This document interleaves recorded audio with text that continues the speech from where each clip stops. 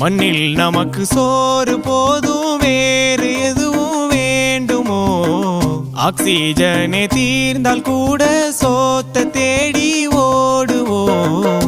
டேஸ்டுக்காக வாழும் இந்த பாடிடா,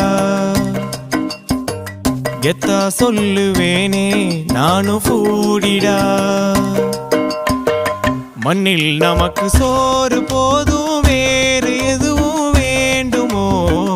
ஆக்சிஜனே தீர்ந்தால் கூட சோத்த தேடி ஓடுவோம்.